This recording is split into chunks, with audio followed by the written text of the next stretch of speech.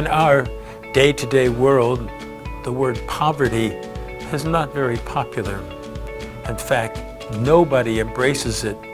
I have a friend who said, "I've been rich and I've been poor. I'd rather be rich." But the reality is that we live in a world where poverty is rampant. It goes everywhere. But try to think also of emotional poverty, psychological poverty, intellectual poverty, not just financial poverty. What can we do as a society to relieve poverty? As Jesus once said, "You'll always have the poor with you." So we have to learn how to not only live with it, but not let it control us. How did the Marianists respond to this call? In the late 70s, while there were enough things going on in this country, some of the brothers decided that we needed to identify with the poorest of the poor. And we should go to India, where poverty seems to be normal. And what we did in doing that was we went with a vision. We had a vision about how we could lift people, not just give them money, not just give them things, but actually to lift them up. So we went with a vision and we had competence. We were teachers. And we believe as Marianists that what we give to this world is the gift of education. Education, we believe, is something that helps people lift themselves up. We don't necessarily give them the answers. We teach them how to think. We teach them about the virtues of our church. And in doing that, we believe that we can lift them. What we needed then and what we still need now are the resources to make that happen. And that's where you come in. India really is fraught, filled with poor people, poorest of the poor. And when we went there, the brothers actually lived in tents.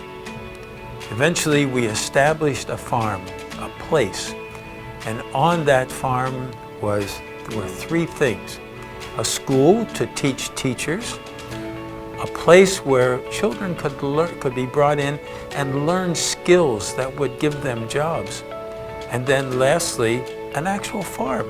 We needed to feed ourselves and we needed to feed those people. That place is called Deepahalli. It's in Bangalore. And Deepahalli means a village of light. We wanted to create light in the midst of many challenges. And we did it then and we're at it today. How do you become a part of this? If you believe, as we believe, that education is crucial, then you say, "I want to help you do that." So we need to feed those people. We need to educate them. How do we do that? We built buildings, we set up programs, and we went at it. We collected children off the streets, children who lived on garbage piles, literally garbage piles, collecting what they could to sell, to trade, so that they could have something that they didn't have. We collected young people who wanted to be brothers, who shared that vision with us, said, "We believe that we can educate our own." Wonderful. And then we had a farm, so that when they came to us, when we gathered them, they actually already had jobs, farming, taking care of themselves. How did we educate? Well, thank God for the faculty and staff of the University of Dayton.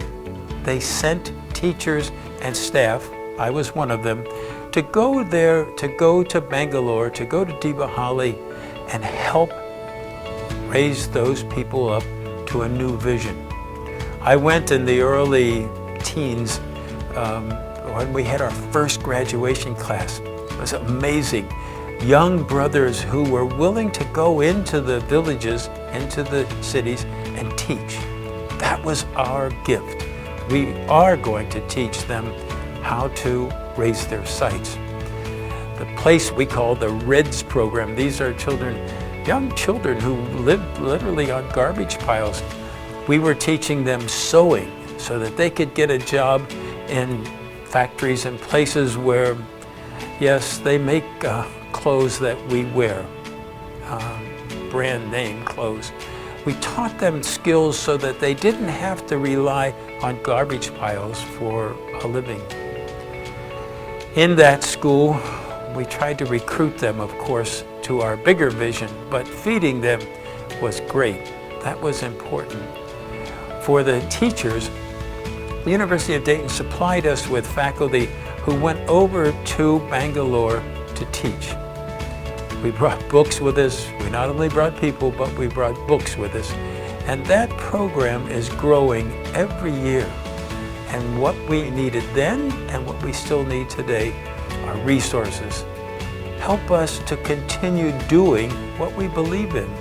Help us to do the things that bring people up, that raise their vision, that give them a sense of hope, that their future is not going to be doomed by who they are, has a certain light to it. And that light means they not only can achieve, but they can give back. That's the beginning of our story and what we do every day at Deepahalli.